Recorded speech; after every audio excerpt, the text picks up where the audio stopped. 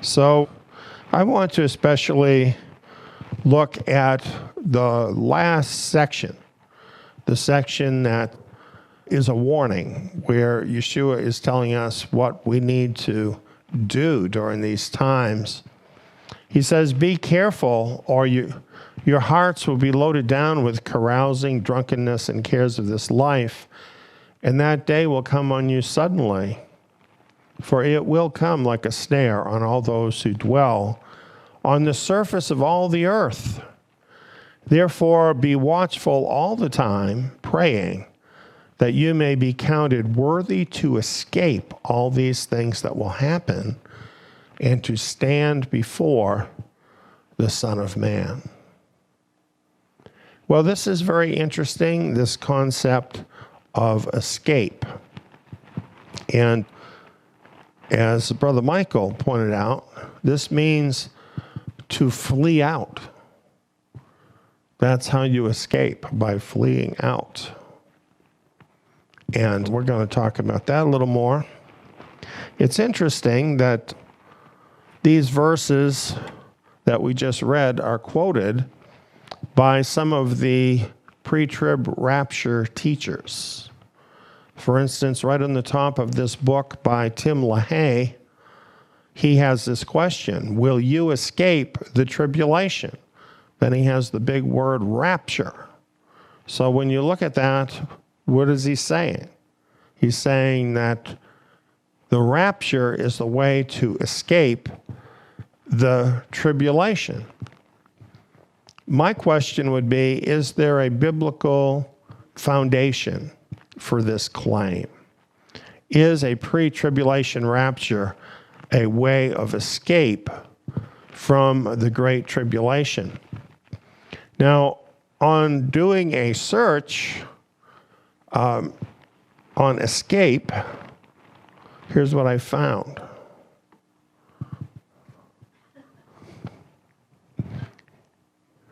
Zero, zilch, zip, nil, not, none, zero. This is the number of times that the Bible says the rapture will occur before the Great Tribulation. There is not that many times, 0 times. But 0 is also the number of times the Bible says the rapture will offer escape from the Great Tribulation. There is not a single verse that says the rapture will offer an escape from the Great Tribulation. Truth be told, it says that the rapture will happen after the Great Tribulation. But that's another discussion. Now let's compare this with the real way of escape. At least 7. The number of Bible passages that specifically say the remnant will escape. Now this is really interesting, isn't it? So if you're looking for scriptural support for the idea of escape, there is no scriptural support for the idea that the people of God will escape the tribulation by the rapture. But there are at least 7 verses that indicate the remnant will escape.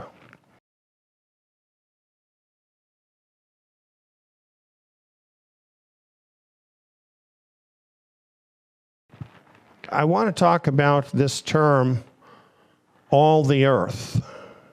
Yeshua uses this term, those who dwell on the surface of all the earth. What does that mean? If it says it will come like a snare on all those who dwell on the surface of all the earth, doesn't that mean everybody? Doesn't that mean you? That it's going to come like a snare on you? No, it doesn't mean that. When you read it, it seems to mean that. But I'm going to tell you why it doesn't mean that. It means, well, I'm going to tell you what it means. All of the prophets who use this term held those who dwell on the earth as one group and the remnant as a different group. So this is prophetic language. It's kind of interesting. For instance, in Isaiah 10, Yahweh of hosts, will make a full end, and that determined in the midst of all the earth. Obadiah, in Mount Zion there will be those who escape, and they will be holy. It says all the nations, for the day of Yahweh is near all the nations. So it's holding all the earth and all the nations in contrast to the escaped remnant. Now we do have some other verses like this too. We have the book of Revelation. Revelation 3:10, it says, because you kept my command to endure, I also will keep you from the hour of testing, which is to come on the whole world to test those who dwell on the earth. The next verse, it talks about Yahweh judging those who dwell on the earth. In Revelation 8:13, it talks about woe for those who dwell on the earth. Look at all the other verses in Revelation that essentially calls those who dwell on the earth the bad guys.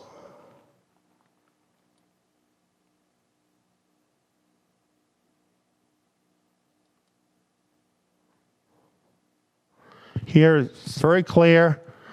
Revelation 17:8, those who dwell on the earth and whose names have not been written in the book of life.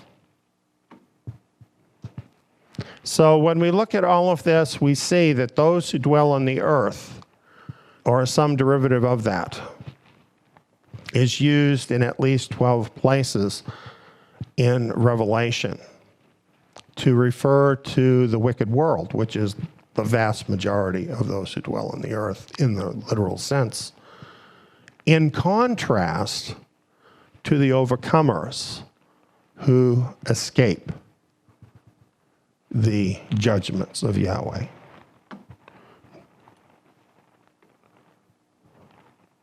So when we read Yeshua using this same term, those who dwell on the surface of all the earth, he is speaking in the same prophetic language as the prophets used, as we find later in the book of Revelation. Those who dwell on the surface of the earth in the prophetic context are the bad guys, the wicked people, those not written in the book of life.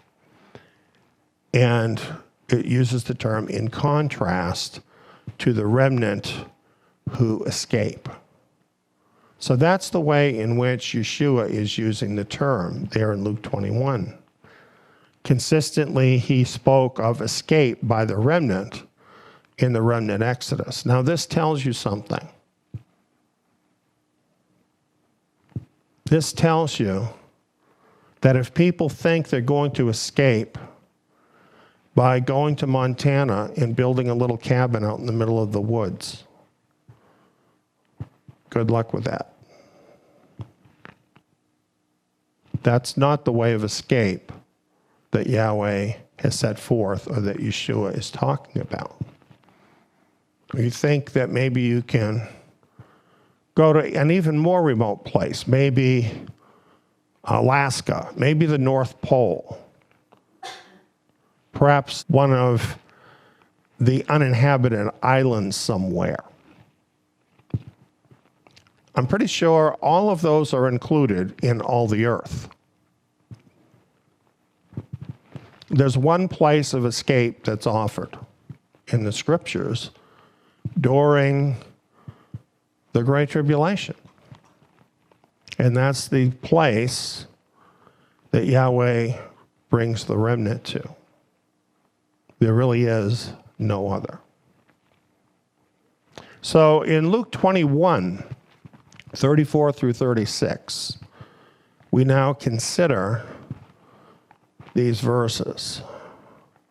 Therefore, be watchful all the time, praying that you may be counted worthy to escape all these things that will happen and to stand before the Son of Man. Now, we want to look at these words closer.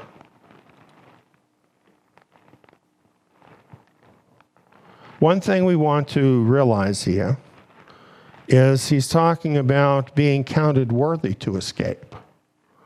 Now, if you were a believer in the pre-trib rapture, you might find that wording troubling, because most people who believe in the pre-trib rapture believe that as soon as they said the sinner's prayer, they were at peace with God, and that without works, just by his grace. So the whole idea of being counted worthy to escape really doesn't fit those people who think that they're going to escape by means of a pre-trib rapture. Actually, everything they believe about the pre-trib rapture is contrary to these words. Why does anybody have to be watchful if one day all of the believers are just going to be snatched out? This doesn't depend on them at all, does it? So why not just go on with your life, doing all the stuff Yeshua says not to do here? Just focusing on your own life. Why not do that if one day you're just going to be snatched away? And what about being counted worthy? Doesn't being counted worthy involve works? Christians don't believe in works, do they? So this is a very strange passage, I think, for your nominal Christian believers who would follow the idea of a pre-trib rapture. This is not the kind of language you would expect from Tim LaHaye if he wrote the verse, is it? And another thing I find interesting is Yeshua breaks this down into two things. Did you notice that? The first thing is be watchful all the time, praying that you may be counted worthy to escape all these things that will happen. So that's not just talking about the end, is it? It's talking about all these things that will happen, all these things that are going to be coming on the earth, to escape that, be counted worthy to escape that, and to stand before the Son of Man. It's interesting it doesn't use the word escape for that, right? It doesn't use the word escape to stand before the Son of Man. It's just saying escaping all these things that will happen. Doesn't that fit the prophetic scenario of the remnant escaping to their land before the destruction comes?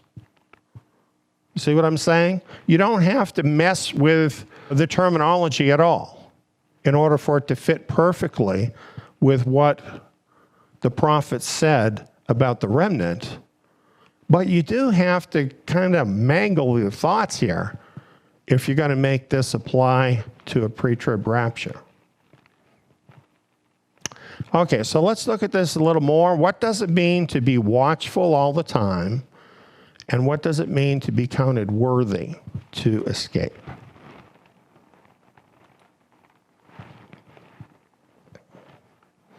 So, to be counted worthy means just what it sounds like.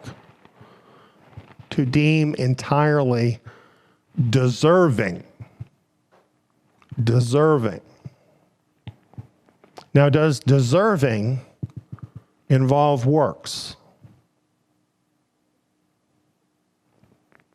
It does. Because you see, what this is talking about is not salvation. There will be many saved believers who nonetheless will not be counted worthy of escaping with the remnant.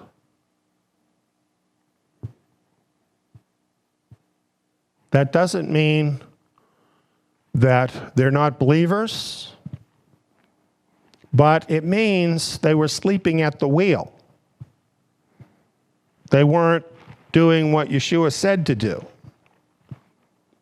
They weren't being watchful. Let me ask you a real question. How many believers have you ever spoken to that said that they were praying that they would escape all these things that were going to come by returning home in the second Exodus? Is that a prayer that you often have heard during the course of your life as a believer? Let alone being watchful for that event so you can be ready and be a part of it.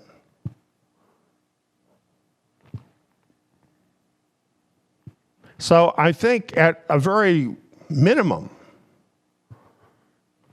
to be counted worthy would be to acknowledge this truth, which means you have to seek it out in the first place, and